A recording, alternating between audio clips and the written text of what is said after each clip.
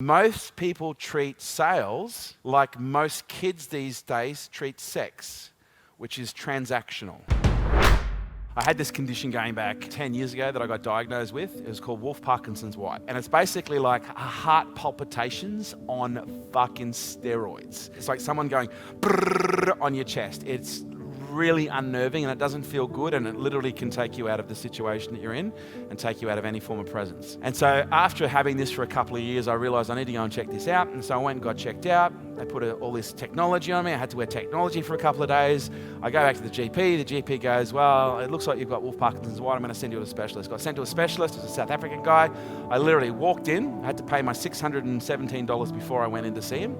And then I paid my $617. I went in to see him, and he literally sat down and he goes, he was South African. He goes, it turns out you've got Wolff-Parkinson's-White, hey? Well, listen, let me tell you what you need to know. He told me the procedure was going to take about an hour and a half to 2 hours. Recovery is going to be a couple of hours in hospital. It's going to cost me around $15,000, and that he could book me in at some point in the next 2 to 3 weeks. And I was just like, you fucking what? He goes, we make a little incision in your groin, we put a wire up, and we basically electrocute your heart. And I was like, yeah, fucking don't call me, I'll call you. And I literally turned around and walked out because I was like, you're going to electrocute my fucking most precious organ? The one thing that I adore more than any other part of my anatomy is my heart. And it's the biggest thing that I carry around with me. It's the thing that I share with most people. It's the reason that I do what I do. You want to electrocute? I was like, fuck, no. And so I walked away. Okay, and for 2 years, I tried to heal it through good nutrition. I tried to heal it through meditation. I had periods where I had no problems at all. And then as soon as my ex-wife gave birth to my son, it came back with a ferocious intensity. And I went back to the GP and I was like, dude, I need to get this fixed. He goes, well, I've sent you to probably one of the best doctors there is. I was like, yeah, I didn't really like him. All he wanted to do was cut me open and electrocute my heart. And is there another doctor that you can send me to who's just as good? And he goes, let me go look at the directory. He goes, there's another doctor here who's actually in the Northern Beaches. His name's Dr. Miyashita. Now, all I heard was Mr. Miyagi.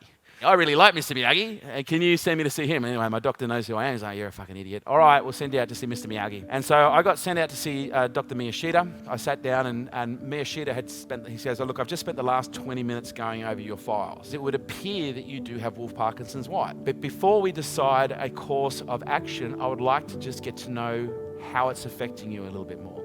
So first of all, tell me, how does it present? Where does it show up?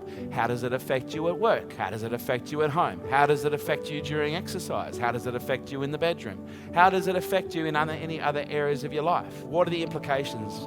How do you feel when it happens? He spent about 30 minutes asking me a whole range of questions that were situational, where he was looking for evidence that it was actually impacting me in a way that was causing a real problem. And at the end of this 30 minutes, he goes, I'm still not convinced that you need any intervention. If it's okay by you, I'd like to take you through a stress test now if you've got time. I'm like, yeah, I've got time. So he literally stood up, walked behind me, opened the doors, and there was a stress testing machine, which is basically like a big fucking treadmill with all these boxes and whistles, and they had to hook me up to all these things. And by the end of the 15 minutes, I've got sweat pouring because you're running, you're jogging, gives me a towel, brings me back in. And now by this stage, I've been in his office about 45 minutes, 50 minutes. And he goes, listen, I've taken into consideration all of your reports from your Holter monitor.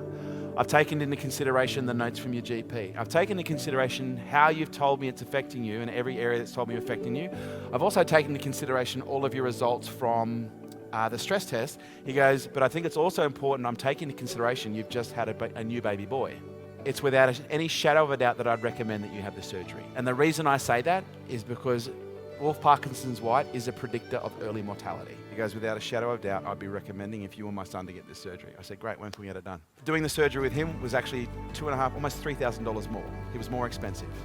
But he took the time to understand my situation, and surgery was done, and I've had pretty much no issues since then with that. So when we start looking at sales, we've got to understand sales is a relationship process. It's not a transactional process. It is a relationship process. It is a form of discovering and finding ways to relate to others in healthy ways where you can find a common need based on a problem that somebody has that is genuine and verified and a solution that you have. versus trying to manipulate someone into a transaction. Hey YouTube, I hope you guys are doing well. I hope you enjoyed my Mr. Miyagi story there. Just teaches you the importance of relationships in selling. Now, for a very limited time, I'd like to give you guys access to my 5-part free training, How to Sell More with Less Effort, which will take you through the 7 fundamentals of selling, but more importantly, demonstrate to you why so many people fail at the art and the practice and the science of selling. And here's what you've got to understand. If you can't sell, you don't have a business. You have a hobby that's probably going to send you broke. So I'm going to show you step by step, bit by bit, piece by piece, how to sell more with less effort using integrity, honesty, and a way that is going to enable you to build more relationships long term.